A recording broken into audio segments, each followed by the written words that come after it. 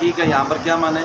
کہ جس کی اصل واقعی نہ ہو، نہ ہو، جیسے واقعی کے کیا مطلب؟ مان لیں نبی بھی آپ کو بتایا واقعی کا مطلب ہے حقیقت میں، واقعی حقیقت میں، ٹھیک ہے نا؟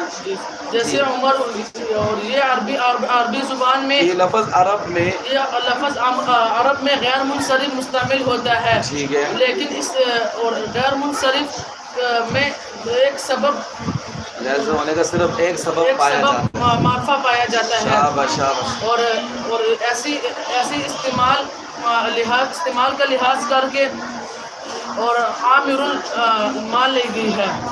عجمہ، ہاں ٹھیک ہے، نمبر 2 عجمہ، اس لیے استعمال کا لحاظ کر کے اس کی اصل عامر مان لی گئی ہے، ٹھیک ہے جی آگے۔ نمبر 2 عجمہ، فائدہ نمبر 2، فائدہ نمبر 2 عجمہ، ٹھیک ہے، عجمہ وہ اسم ہے جو عربی زبان میں یا دوسری زبان میں اسے علم کہتے ہیں، جی اور یہ 3 حرف سے زیادہ ہو، جیسے ابراہیم، ٹھیک ہے، اور یہ تین حرف شطر یہ قلعے کا نام ہے، شاباش،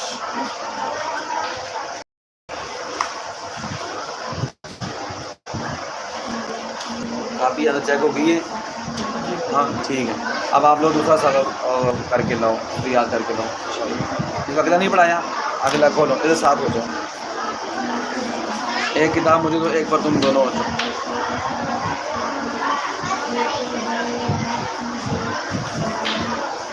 ٹھیک ہے، آگے بڑھو۔ فائدہ نمبر 3 اونچی آواز، الف و نون زائدہ تام اگر اسم کے آخر میں ہو تو شطر یہ ہے کہ وہ اسم علم ہو، جیسے عثمان و عمران و سلمان، پس سعدان غیر منصرف نہیں، غیر منصرف نہیں ہے، کیوں؟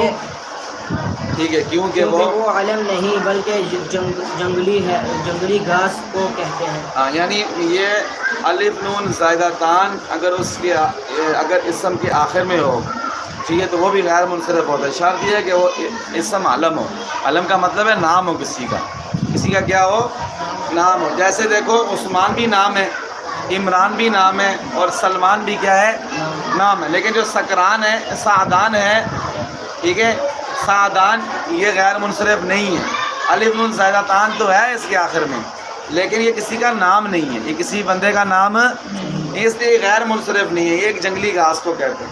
جی آگے۔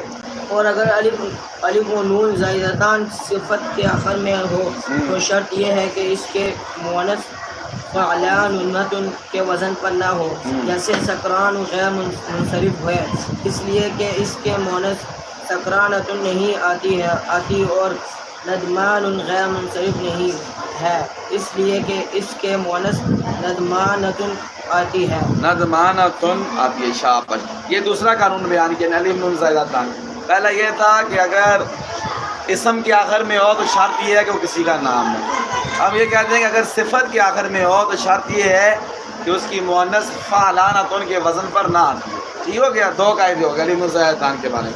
آگے آپ اگلا بچہ پڑھیں، آپ پڑھو۔ فائدہ نمبر 4 وزن فعل سے یہ مطلب ہے کہ اسم فعل کے وزن پر ہو۔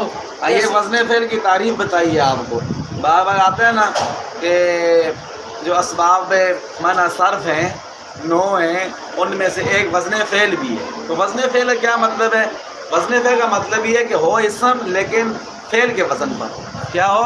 وہ اسم ہو لیکن کس کے وزن پر ہو؟ فعل کے وزن پر، اسے کہتے ہیں وزن فعل، اسے کیا کہتے ہیں؟